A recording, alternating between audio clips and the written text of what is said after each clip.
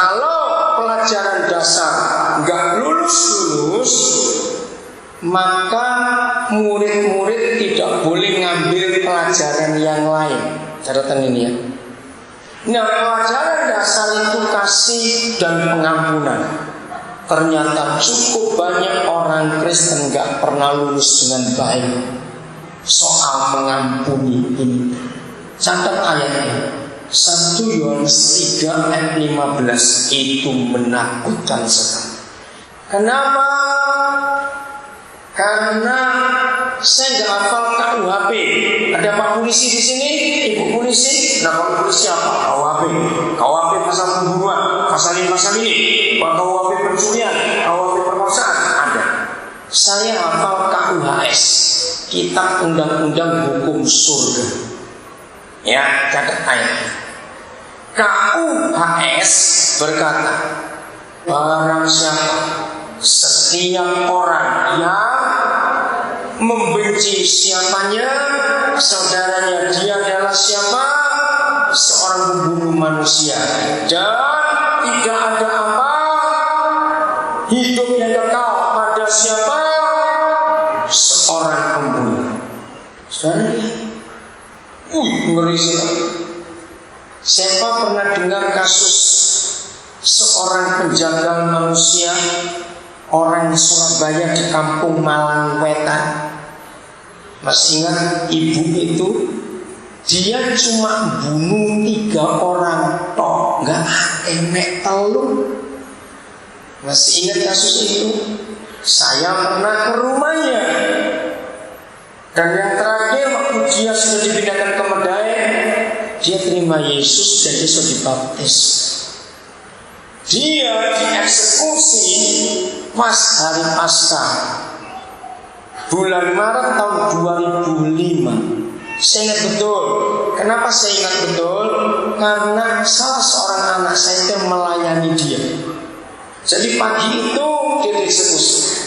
Malamnya, Sabtu malam, saya ngikuti berita, saudara, SCTV paling lengkap. Nah, malam itu kepala lapas, ya, penjara Medaeng itu nanya, memang ibu ini orang itu ceplas-ceplos gitu loh, saudara. Kalau saya ingat kisah itu, siapa? Dia tanya, Bu, pengen makan apa? Suwena bisa, tak tukono dalam bahasa Surabaya. Dia bisa ngomong, oh saya mau ditembak ya Pak. Dia bisa ngomong gitu. Terus ditunjukkan wajah kepala lapas ini noleh. Dia nggak sampai hati, memang subuh jam 2 pagi dia dibawa keluar sampai dia ditembak. Pas hari Paskah.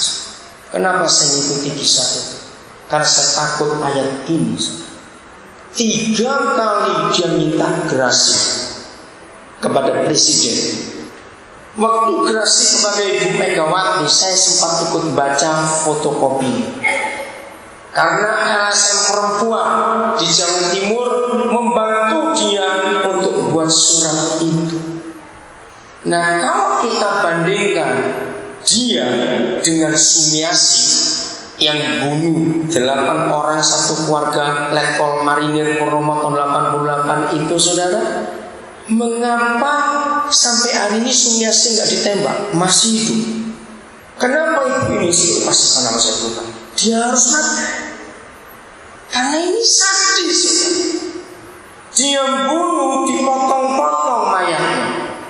Itu pengakuan suaminya dan anaknya dan menantunya. Berdidik.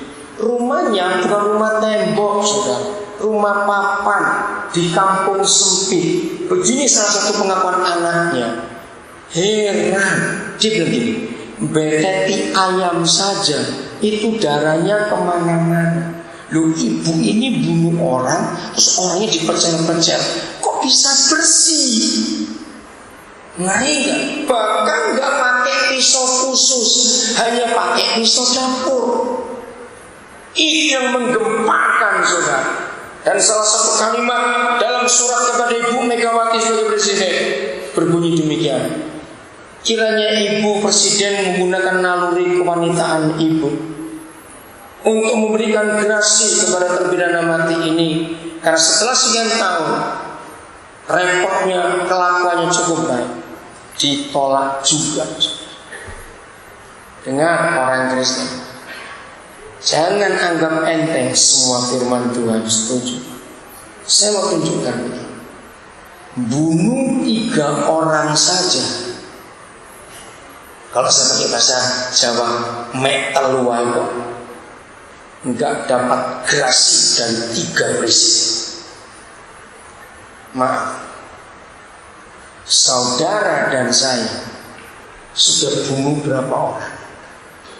Mengapa sampai hari ini gak ada orang yang bisa ingat berapa orang yang kita benci?